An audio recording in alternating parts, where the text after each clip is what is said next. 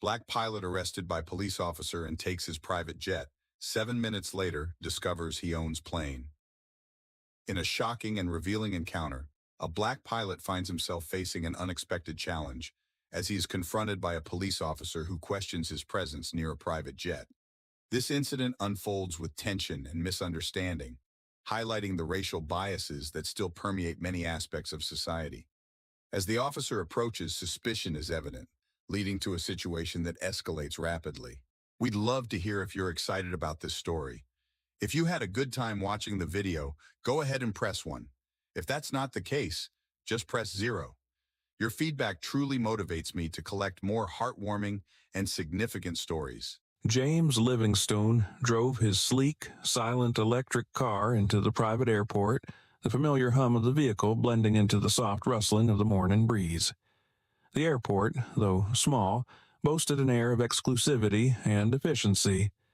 It was the kind of place that only a select few could afford to frequent, and James had worked hard to become one of those people. Today, as he arrived for an important business trip, he couldn't help but feel a swell of pride mixed with anticipation. The polished chrome of his private jet gleamed in the early light, parked strategically on the runway, awaiting its owner. The plane was a reflection of James himself, efficient, modern, and exuding understated luxury. His company logo, a sleek design with bold lines, was elegantly displayed on the fuselage, a symbol of the aviation empire he had meticulously built over the years. This trip was yet another step toward solidifying his company's place in a competitive market. As James exited the car, his polished dress shoes clicked softly on the tarmac, and he took a moment to breathe in the crisp, cool air. He adjusted his tailored navy suit and checked the time on his watch, an elegant timepiece, more functional than flashy, but nonetheless a mark of his success. A small group of ground crew members stood near the plane, chatting among themselves, but their attention shifted to James as soon as they noticed him. There was something in their eyes, though, a flicker of suspicion that James couldn't quite ignore. It was subtle, almost imperceptible, but it was there, like a faint shadow creeping across an otherwise sunny day. Over the years, James had learned to spot those signs. The slight narrowing of eyes, the pause in conversation, the way people sometimes double-checked his credentials. He'd hoped that in a place like this, where professionalism should reign, such doubts would be absent. But clearly he was mistaken. He nodded politely to the technicians as he walked toward the jet, pulling his briefcase along with him.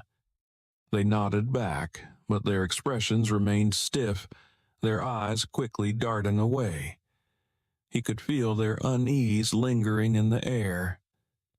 His thoughts drifted to the meeting he was flying out for, a significant deal that could open up new international markets for his aviation company. His business had taken off in recent years, and he had earned his place at the top through grit, resilience, and strategic foresight. But despite all that, James was no stranger to the challenges that came with his success. The higher he climbed, the more apparent it became that his success made some people uncomfortable, and it had little to do with his business acumen. As he approached the jet, James made a quick mental check of the flight plan, running through the details of the route. Flying was not just a mode of transportation for him. It was a passion, something he had pursued long before starting his business. He had earned his pilot's license after years of dedication and training, and now flying his own plane had become a personal form of freedom, a way to remind himself of how far he'd come.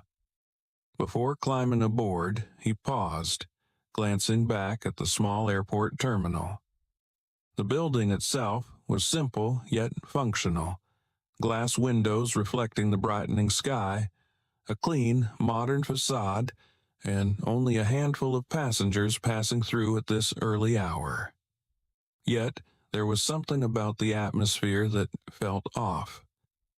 It wasn't the airport itself, but the people inside. A few employees were standing near the entrance, watching him with a certain level of intensity that went beyond casual curiosity. James sighed, trying to shake off the unease. He'd faced prejudice all his life, and, unfortunately, his success had only heightened the scrutiny. But he wasn't about to let that stop him. Not today. Not ever.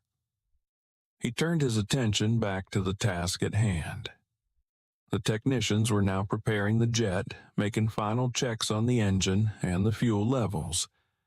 One of the ground crew members, a stocky man with a furrowed brow, approached him hesitantly.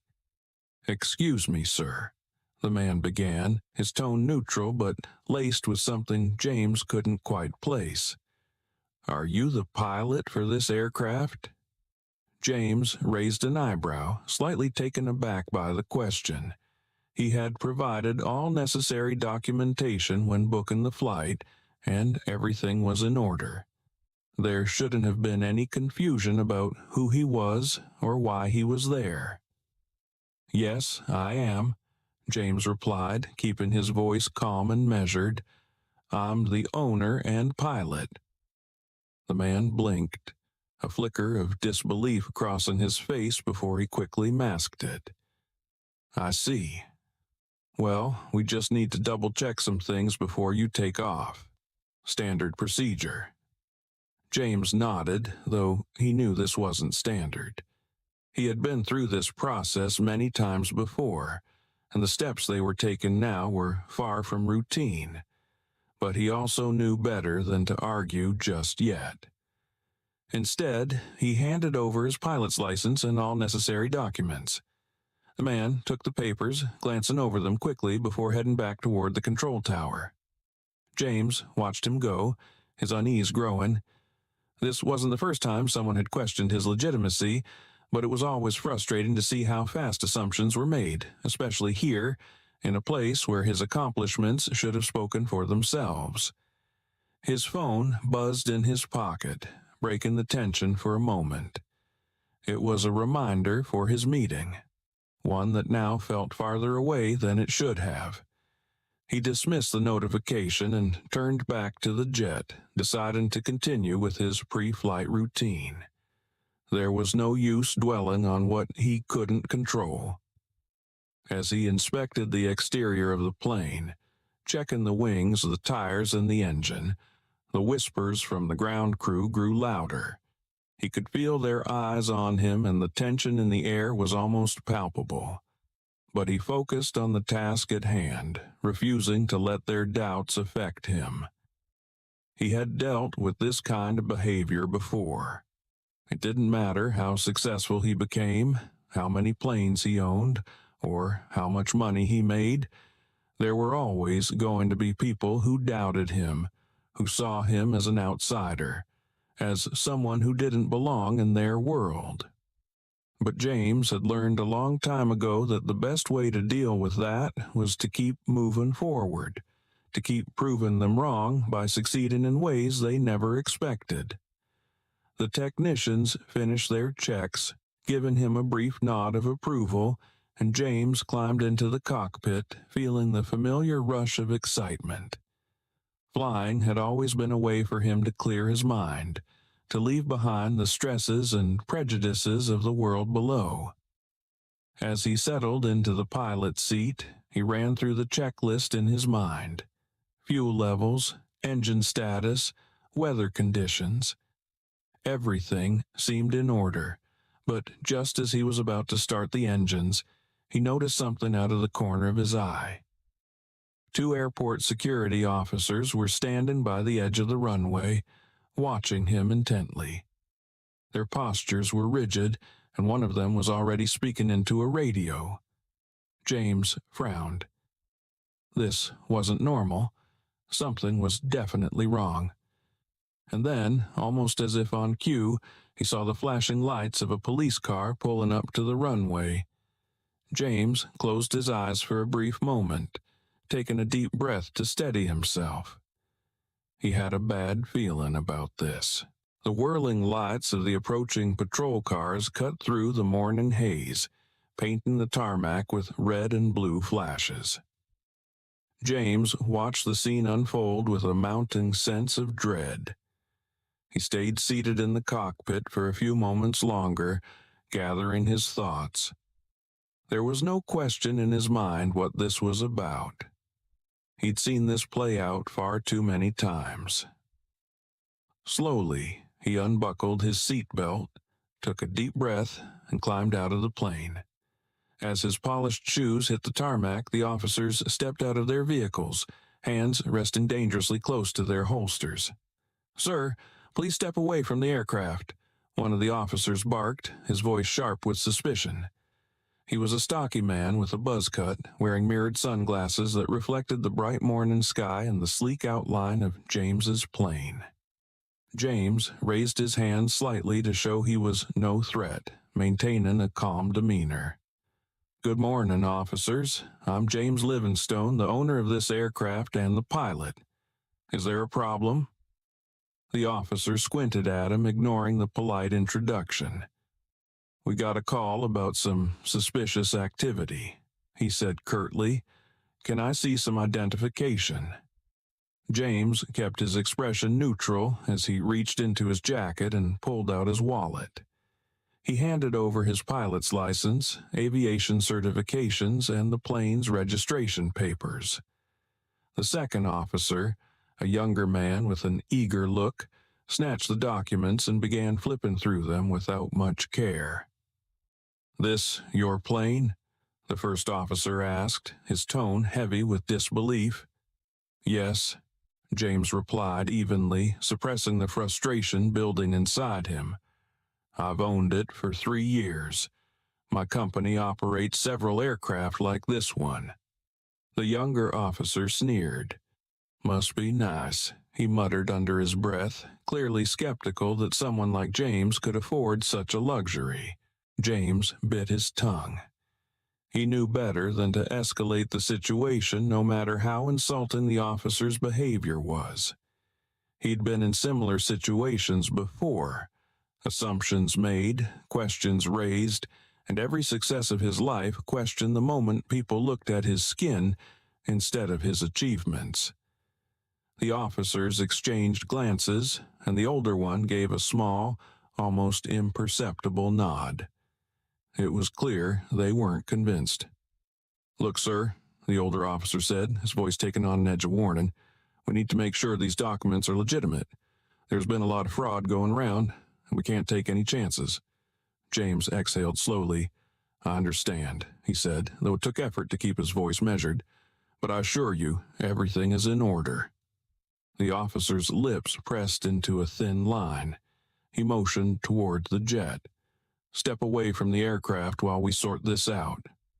James took a step back, watching as the younger officer continued to thumb through his documents with a smirk that suggested he'd already made up his mind. His hands were visibly shaking, not from nerves, but from the growing anger he kept locked inside. Every instinct told him that these officers weren't interested in finding the truth. They were looking for an excuse.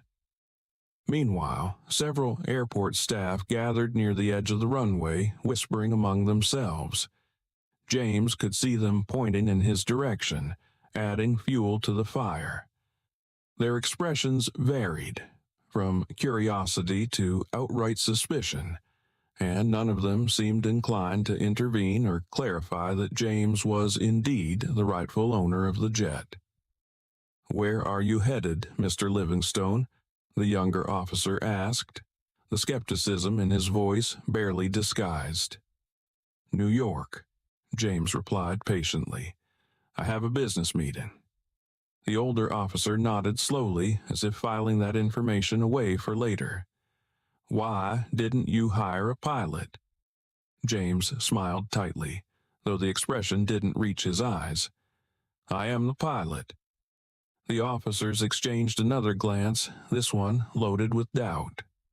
The younger one laughed under his breath, a short, derisive sound that made James's hands curl into fists at his sides. "Let me get this straight," the older officer said, crossing his arms. "You're telling me you're the owner and the pilot of this aircraft, and you just show up, what, by yourself?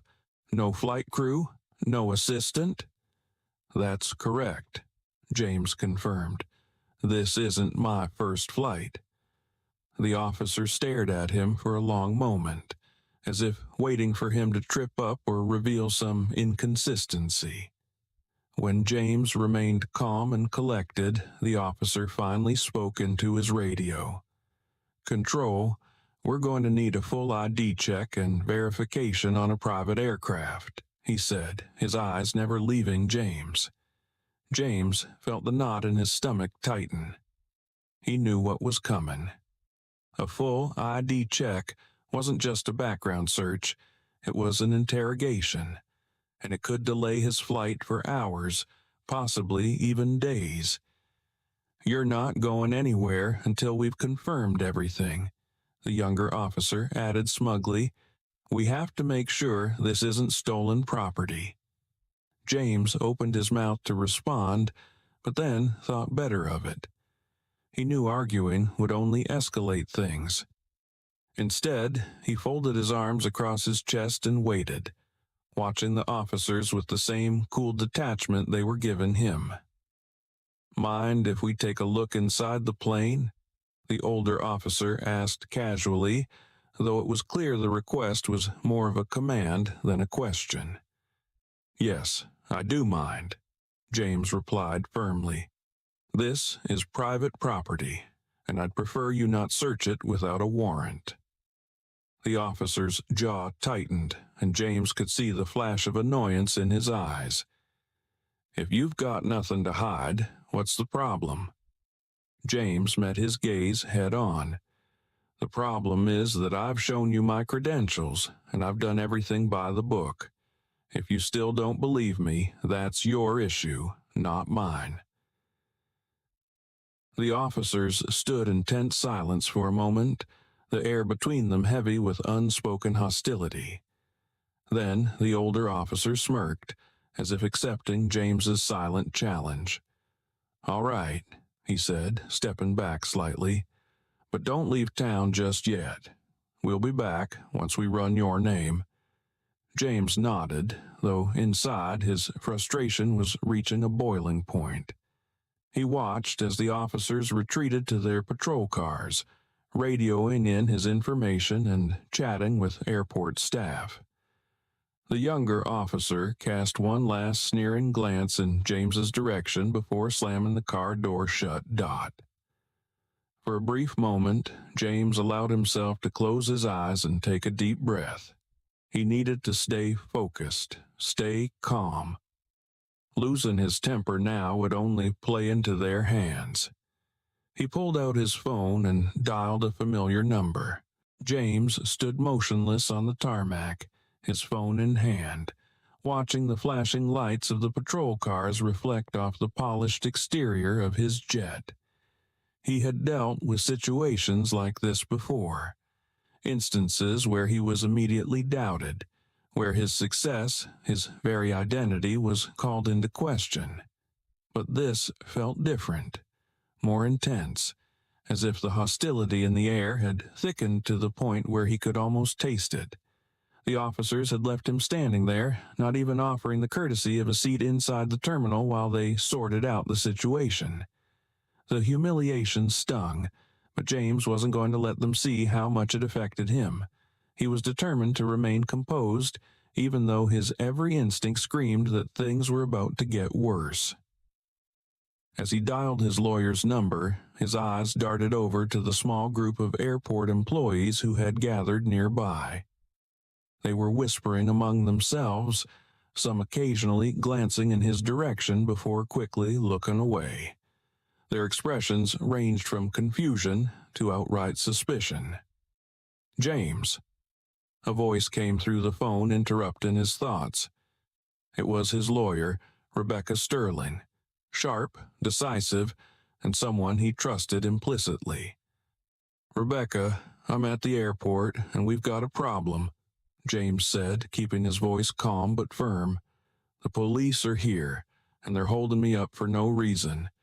They're questioning the legitimacy of my ownership of the plane, even though I've provided all the documentation." There was a pause on the other end, and James could almost see Rebecca narrowing her eyes. "Have they searched the plane?" she asked, her voice low and cautious. "No, I refused," James replied, "but they've made it clear they don't believe me. They're running a full background check as we speak." "Good," Rebecca said, her tone brisk. "You did the right thing. They have no legal right to search without a warrant. I'm on my way. I'll be there as soon as possible." James exhaled softly, some of the tension easing from his shoulders. "Thanks, Rebecca." "Just hang tight," she said. "Don't let them intimidate you. I'll take care of this." James hung up and slipped his phone back into his jacket pocket, his mind already racing ahead to the possible outcomes. He knew Rebecca would handle things on the legal front, but in the meantime, he had to keep his cool. Losing his temper now, no matter how justified it might feel, would only make things worse. He glanced back at the patrol cars, where the officers were now speaking to a new arrival, another police officer who looked slightly older, perhaps a higher-ranking official. The conversation between them seemed heated, with a lot of head shaking and hand gestures. James could sense that they were gearing up for something more serious.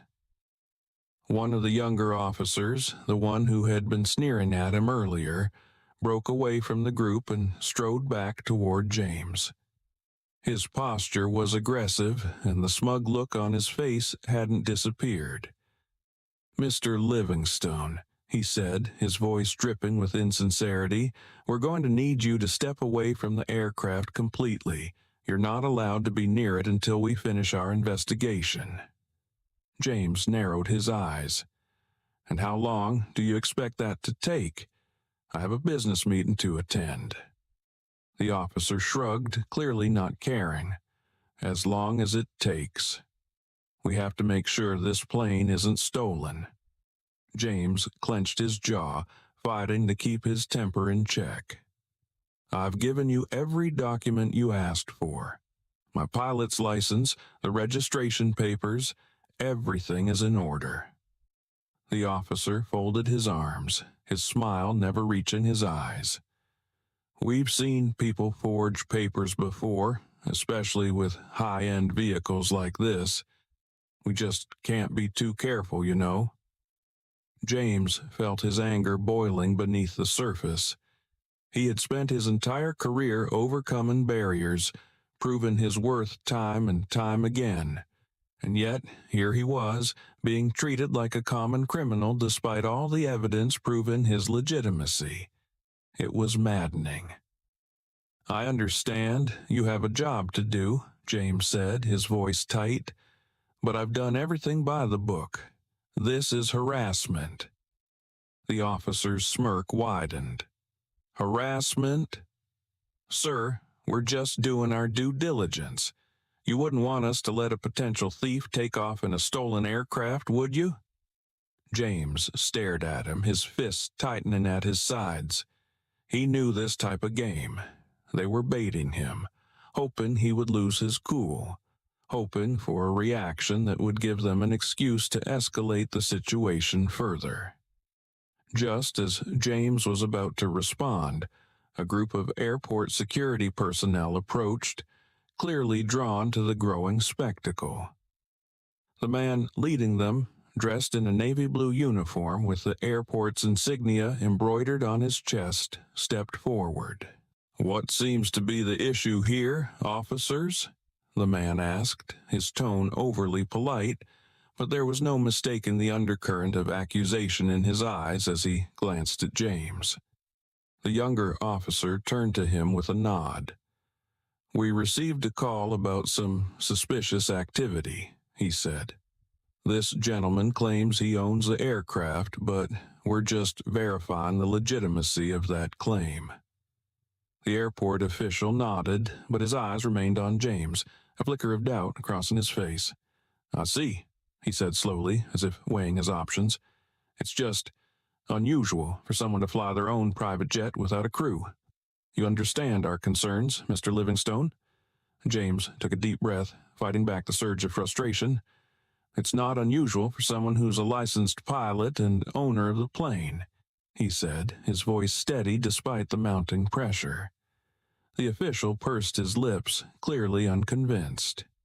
"Perhaps," he said, "but given the circumstances, I think it's best we cooperate fully with the police until everything is sorted." It was becoming clear that no one here was on his side.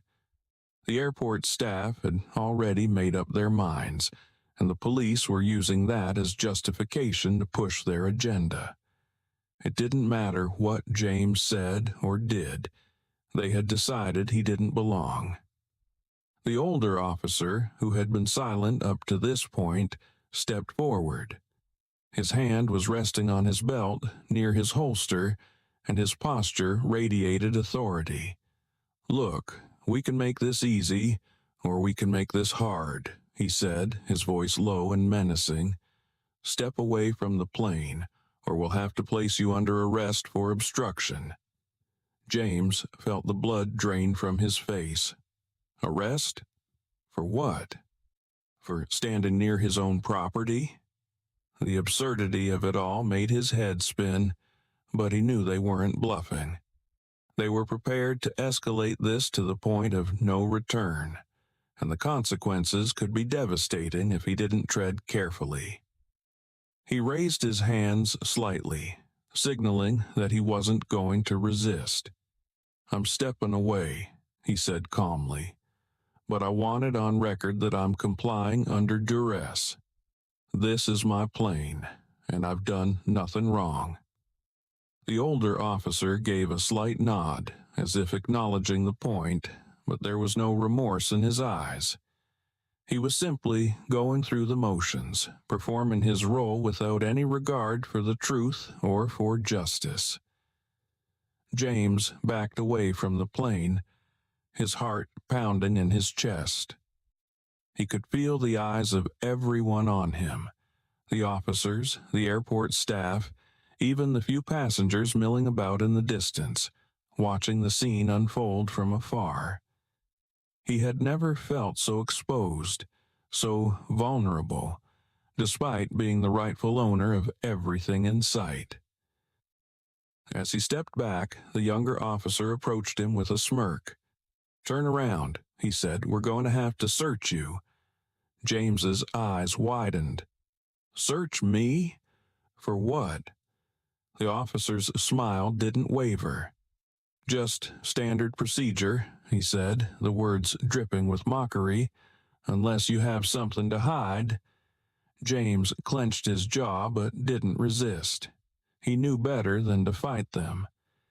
He turned around slowly, his hands at his sides, as the officer patted him down with unnecessary force, almost as if trying to provoke him into a reaction. Once the search was over and they had found nothing, the officer stepped back, clearly disappointed that there wasn't more to fuel their narrative. "You're clean," he said, sounding almost surprised. James turned to face him, locking eyes with the younger man. "I told you," he said quietly. "I have nothing to hide." The officer shrugged, but there was an undercurrent of tension in his movements now, as if realizing that things weren't going exactly as planned.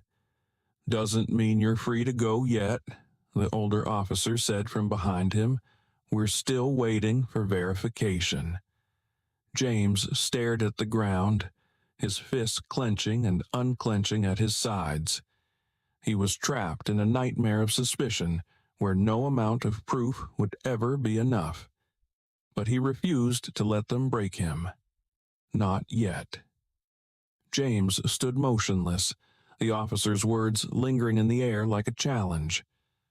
The pat-down, the unnecessary force, the smirks, they were calculated moves, designed to remind him of how little his success mattered in moments like this. His every step had been above reproach, every document in order, and yet here he was, a suspect in the eyes of those sworn to protect the law. He glanced at his phone once more, checking the time. Every minute of delay brought him closer to missing the meeting that could seal a vital deal for his company. His chest tightened, not with fear, but with the familiar ache of exhaustion. Years of fighting the same battles, in boardrooms, at airports, at every checkpoint life threw his way. He pulled out his phone and dialed Rebecca Sterling again, his lawyer and closest legal ally. The line connected almost instantly. "James," Rebecca answered, her voice sharp and focused. "I'm 5 minutes out. What's happening?"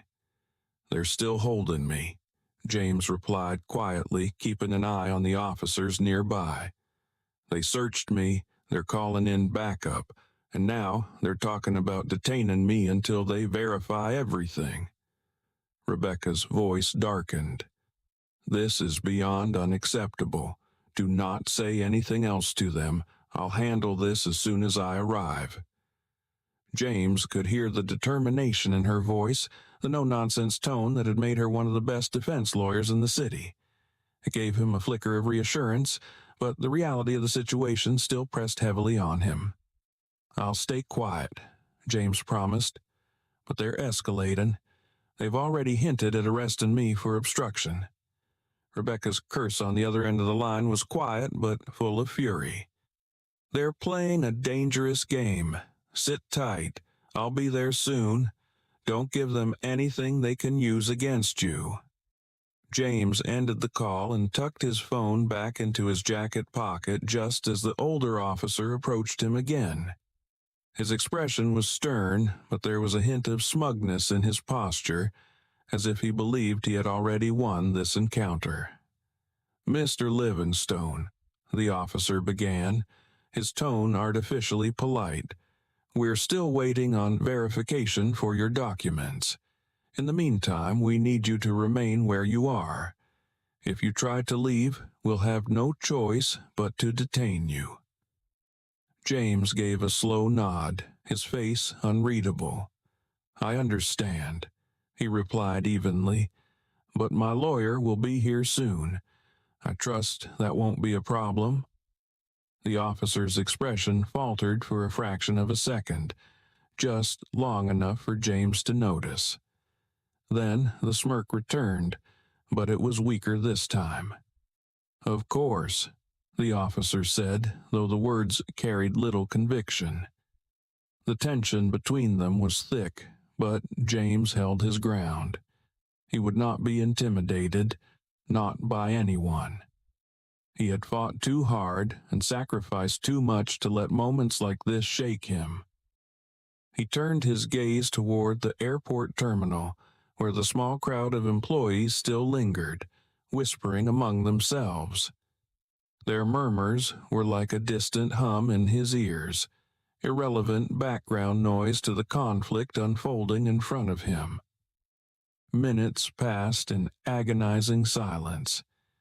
James stood with his hands in his pockets, his posture relaxed but his mind sharp, calculating every possible outcome.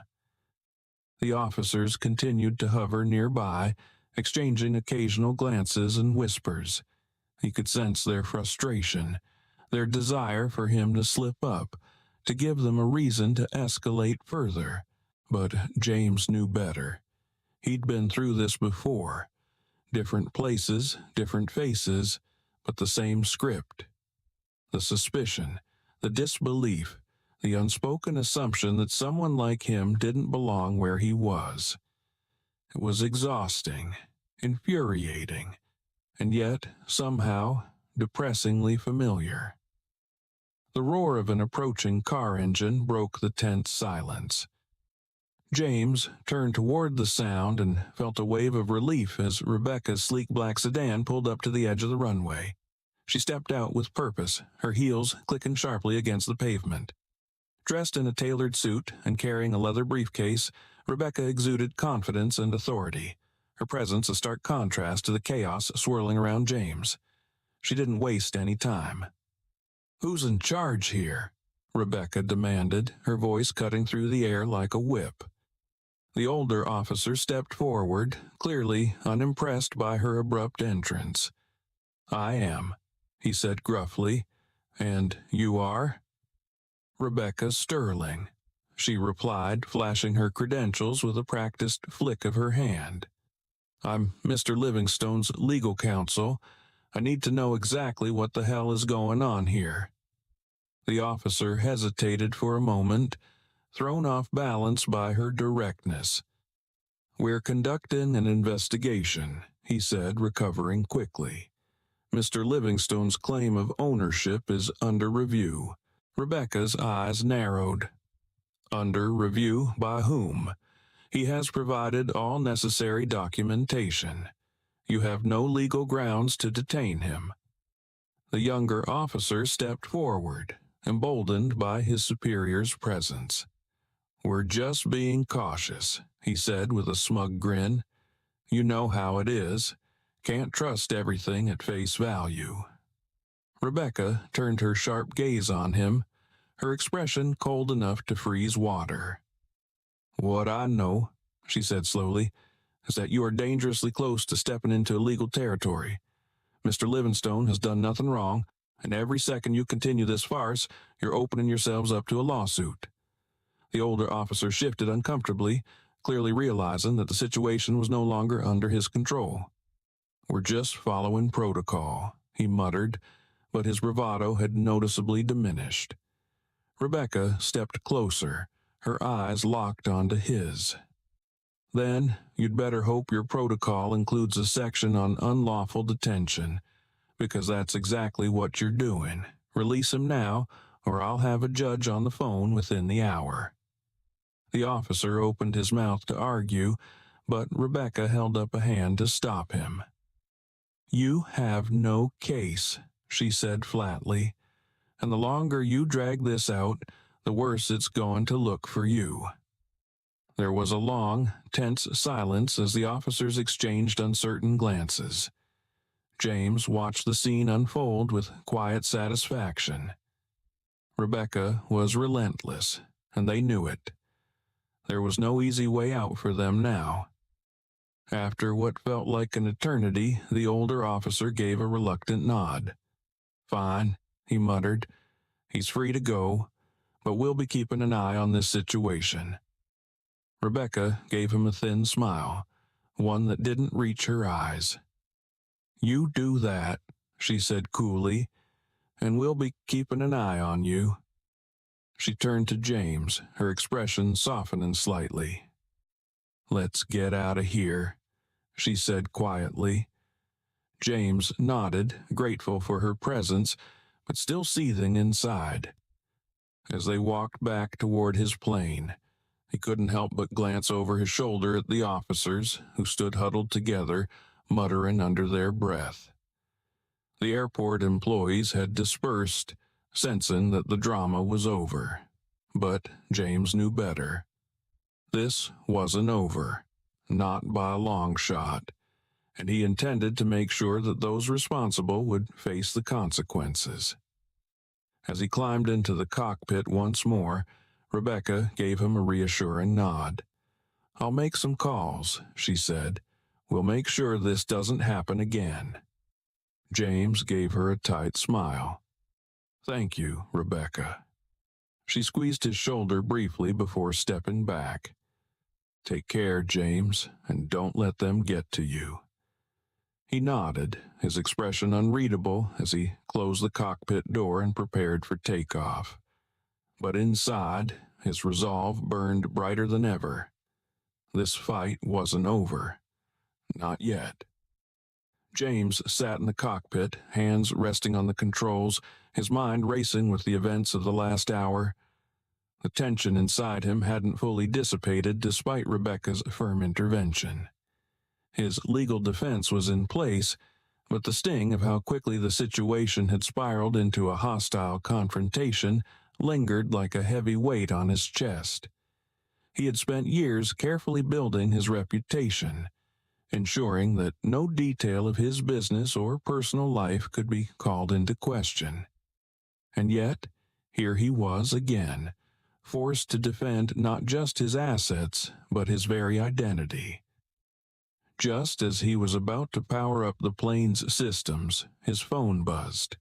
A message from his business partner, Evan Richards, lit up the screen. "On our way. Hang tight." James exhaled. Of all the mornings for things to go sideways, it had to be this one, when he was supposed to finalize a deal that would mark a turning point for his company. The merger with Evan's firm was critical. If this meeting was delayed too long, the ripple effects would be felt across multiple ventures. Every minute he spent here, stuck in the web of bureaucracy and suspicion, could cost him more than just a flight delay. It could cost him millions. A knock on the cockpit door startled him from his thoughts. He turned to see Rebecca, standing outside with a stern expression. "We're not done yet," she said through the slightly open door. "Your business partners just arrived, and I've asked them to join us." James nodded, opening the door fully and stepping down onto the tarmac. He could see two figures approaching in the distance, Evan Richards and another partner, Sarah Mitchell. Both were sharply dressed, their expressions a mixture of concern and impatience as they made their way across the runway. Behind them trailed an airport official, looking flustered and nervous, clearly aware that things were about to take another turn. As they neared, James forced a smile, though his frustration still simmered beneath the surface. "Evan, Sarah, I'm sorry about all this," he said, gesturing to the patrol cars that were still parked at the edge of the runway. "This has been an ordeal." Evan, tall and broad-shouldered, gave James a firm handshake, his brow furrowed with concern. "Ordeal is putting it lightly," he said. "We came as soon as we heard. What the hell is going on?" Before James could answer, Sarah chimed in, her sharp eyes flicking toward the officers who were watching the scene unfold from a distance. "This is outrageous," she said. "We've been partners for years and they're treating you like a criminal. What's the status?" Rebecca stepped forward, her professional demeanor intact. "We've made significant progress," she said. "The officers have been forced to stand down, and James is free to leave. However, the situation is far from over. I'm recommending we proceed with a formal complaint. This is a clear case of racial profiling and unlawful detention." Evan's eyes narrowed as he glanced at the officers. "Good," he said. "They need to be held accountable for this. What they've done isn't just unprofessional, it's disgraceful." Sarah nodded in agreement. "I'll make sure our public relations team is ready to handle any fallout," she added. "This kind of story is going to catch attention whether we want it to or not." James appreciated their support, but he was also keenly aware of the delicate balance he had to maintain. On one hand, his partners were right. This needed to be addressed publicly. On the other hand, the merger was still in the works, and too much negative attention could jeopardize the deal. "We'll address it," James said, his voice calm but firm. "But we need to focus on the business at hand. The deal is our priority." Rebecca gave a slight nod. "I understand. I'll handle the legal side, and we can keep the public response under control until the time is right." As they spoke, the airport official who had followed Evan and Sarah finally stepped forward, his face flushed with embarrassment. "Mr. Livingstone," he began, his voice tight with nerves, On behalf of the airport, I want to extend our sincerest apologies for this misunderstanding. We had no idea. Of course you didn't, Sarah cut in, her tone icy. But you should have. How could this have been allowed to happen? The official stammered, his eyes wide. It was an honest mistake, I assure you. We simply had to verify. Verify what? Evan interrupted, his voice rising. That a black man can own a plane? That he can pilot his own aircraft? This wasn't about verification. It was about prejudice. The official flinched at Evan's harsh words, visibly uncomfortable under the scrutiny of the group. I assure you there was no ill intent. We take our security protocols seriously, and sometimes these things happen. These things happen? Rebecca repeated, her voice razor sharp. You do realize that's not an excuse, don't you? The official's face reddened, and he seemed to shrink under the weight of their collective gaze. I'll make sure this never happens again, he mumbled, stepping back slightly. James watched the interaction unfold with a sense of detachment, his mind focused on the larger picture. This man wasn't the enemy. He was a symptom of the deeper problem. The real issue was the system that had made it so easy for people like him to be doubted, questioned, and marginalized, no matter how successful or accomplished they were. We're not looking for empty promises, James said, his voice calm but authoritative. We're looking for change. This can't happen again. Not to me, not to anyone. The official nodded rapidly, clearly eager to end the conversation. Of course, Mr. Livingstone, I'll ensure that changes are made immediately.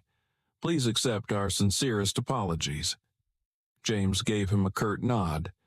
Thank you. With that, the official scurried away, leaving James and his team standing by the jet. The officers were still lingering by their patrol cars, though they were no longer making any attempt to approach. James could see their frustration and unease from across the runway, and it gave him a strange sense of satisfaction. They had tried to undermine him, but they had failed. And now they were the ones left feeling powerless. Evan turned to James, his expression softening slightly. You handled that well, he said. But you shouldn't have to deal with this at all. James sighed, the weight of the morning's events pressing down on him. It's part of the reality I live with, he said quietly. But I'm not letting it stop me. We've got work to do. Sarah placed a hand on his arm, her voice soft but firm. We're with you, James. Whatever you need. James nodded, grateful for their support. Let's get this deal done, he said. We've wasted enough time. Rebecca stepped forward, her phone already in hand. I'll be making a few calls, she said, her tone brisk. We'll make sure the legal side is airtight, and I'll be in touch with you both about any developments. For now, focus on your meeting. James watched as Rebecca walked toward her car, already deep in conversation with someone on the other end of the line. He knew she'd handle everything on the legal front, but the emotional toll of the morning weighed heavily on him. He had learned long ago that success didn't protect him from prejudice. It only made the target on his back bigger. As he turned back to the jet, Evan and Sarah followed him, their presence a reminder that despite the challenges, he wasn't alone in this. They were partners, in business and in battle. Together, they climbed aboard the jet, ready to take off and leave the chaos of the morning behind. But as James settled into the pilot's seat, his mind still raced. He knew this wasn't the end of the story. The fight for respect, for equality, for justice. It was never truly over. But for now, he had a plane to fly and a deal to close. The tension in the cockpit lingered as the jet engines roared to life. James exhaled slowly, trying to shake off the frustration gnawing at him. Evan and Sarah sat quietly in the cabin, giving him the space he needed.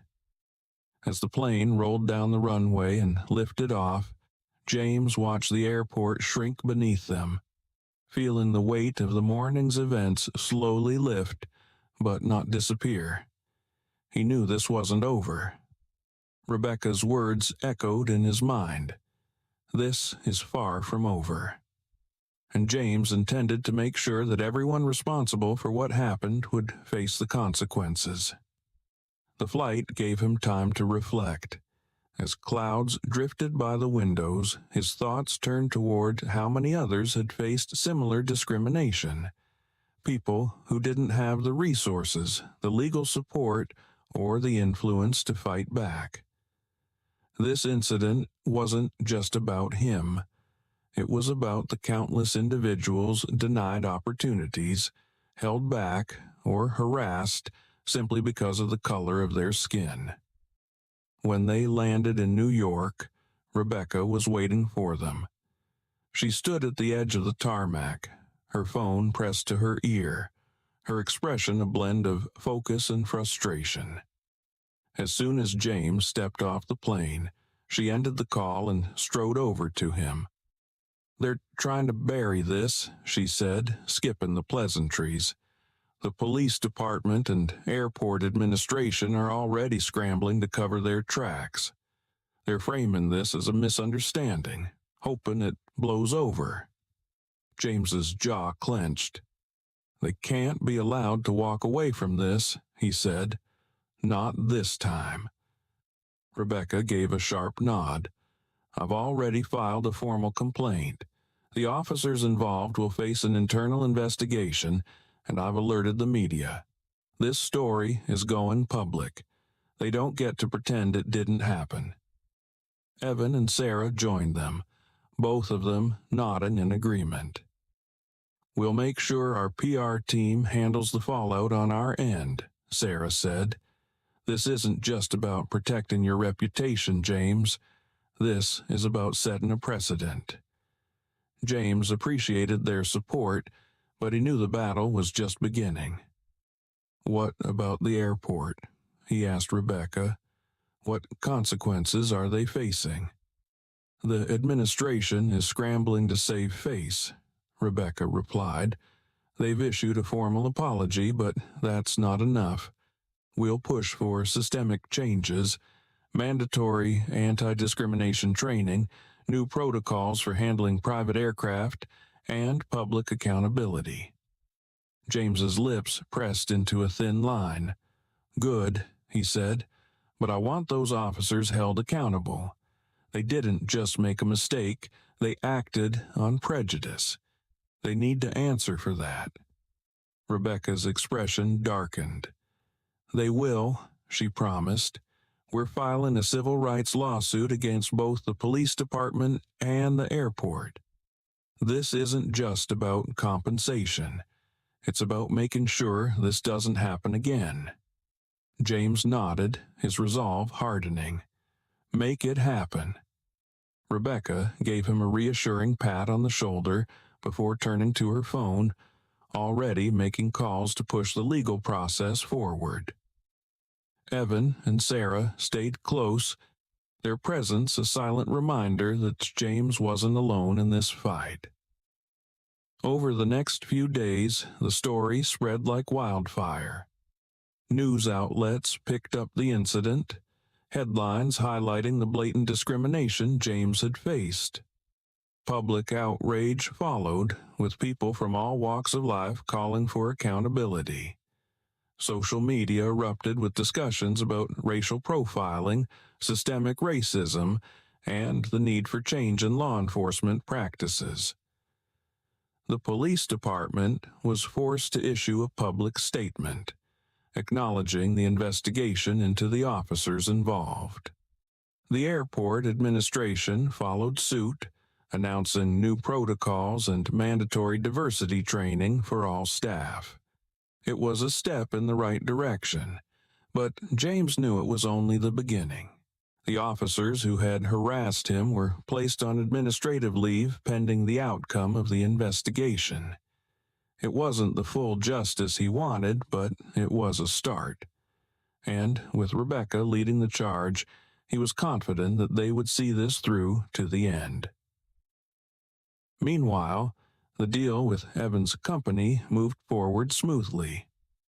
The incident, while frustrating and exhausting, had not derailed their plans. In fact, it had strengthened their resolve to succeed, proving that no amount of prejudice could stand in the way of their goals. One afternoon, as James sat in his office, Rebecca called with an update. "We've made progress," she said. "The officers are facing disciplinary action, and the airport has agreed to our demands for systemic changes. We've also secured a settlement, but more importantly, we've set a precedent. This case will serve as a warning. It won't be so easy for them to act on their prejudices next time." James leaned back in his chair, a sense of accomplishment settling over him. It wasn't just about winning a legal battle. It was about sending a message.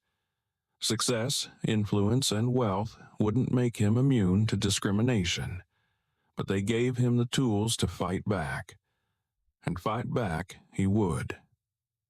"Thank you, Rebecca," he said quietly, "for everything." Rebecca's voice softened. "This was just the beginning, James. We're not done yet. But at least we've taken the first step."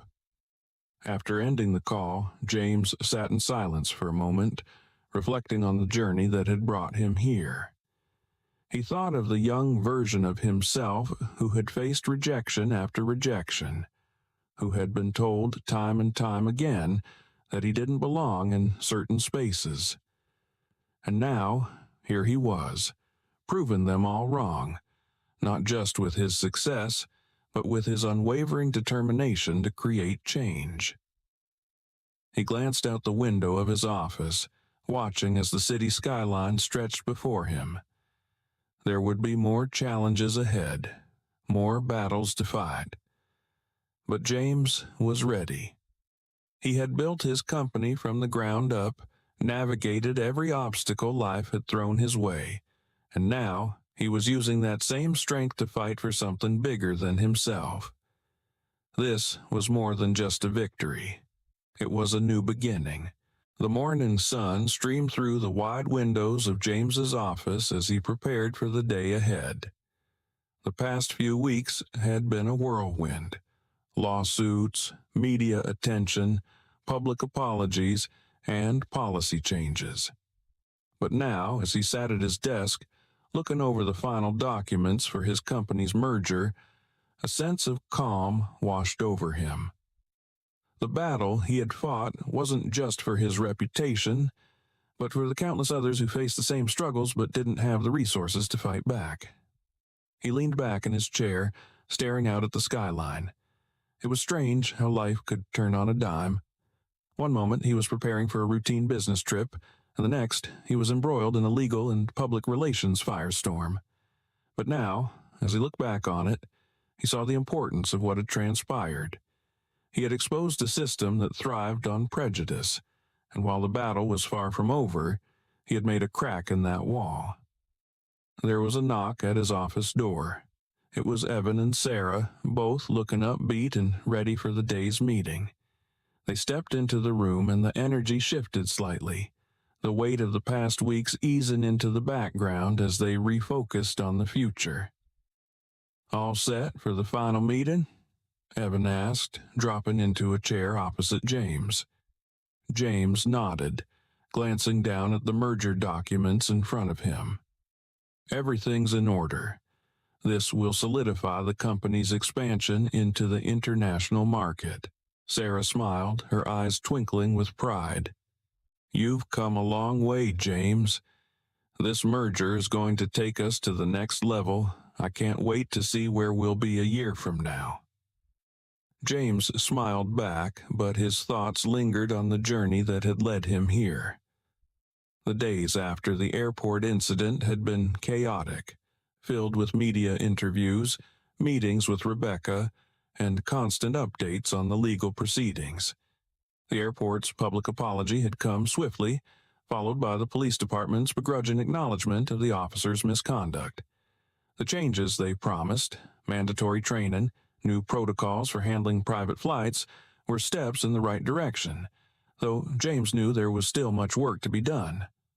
His lawyer, Rebecca, had been tireless in her pursuit of justice. Thanks to her efforts, the officers involved in the incident had been suspended and were now facing internal investigations. There was talk of broader reforms within the department, and though James knew change would be slow, he took solace in knowing that his case had made an impact. The settlement they had secured wasn't the point, though it had been substantial. What mattered more was that they had exposed the flawed system, and that exposure had led to real, tangible consequences. The victory was symbolic, not just for James, but for everyone who had ever been targeted, doubted, or marginalized because of their race. "I've been thinking a lot about what happened," James said, breaking the brief silence in the room. "And I keep coming back to the same thought. This fight isn't just about what happened to me. It's about changing the system so others don't have to go through the same thing." Evan nodded thoughtfully. It was more than just a business challenge, that's for sure. Sarah leaned forward, her expression serious. "You're right, James. We can't let this momentum fade. You've got a platform now, not just as a successful businessman, but as someone who can drive real change." James smiled at the thought, but it wasn't just a smile of satisfaction. It was a smile of determination. "I'm planning to do just that," he said. "This company has grown beyond what I ever imagined, but there's more we can do. I want us to invest in communities, to create opportunities for people who've been held back by the same prejudices I've faced." Evan grinned. "Now that's something I can get behind. A business that gives back and creates lasting change." Sarah raised an eyebrow. "So what's the plan? A new initiative? A foundation?" James nodded, his mind already buzzing with ideas. "I want to start a foundation that focuses on education, mentorship, and legal support for people who've been impacted by racial profiling and discrimination. It's not just about fighting legal battles, it's about giving people the tools they need to succeed." There was a moment of quiet as the gravity of his words settled in. This was more than just an idea. It was a vision, one that had the potential to reshape lives and break down barriers that had been in place for far too long. "That's incredible," Sarah said, her voice full of admiration. "You're turning this whole situation into something positive, something that can help so many people." James felt a sense of pride, but it wasn't just about his own success anymore. It was about the future, about using the platform he had built to lift others up. "I've been lucky," he said quietly. "I've had the resources and the support to fight back, but not everyone does. That's what needs to change." Evan and Sarah exchanged glances, both of them nodding in agreement. "We're with you," Evan said. "Whatever you need to get this off the ground, we'll make it happen."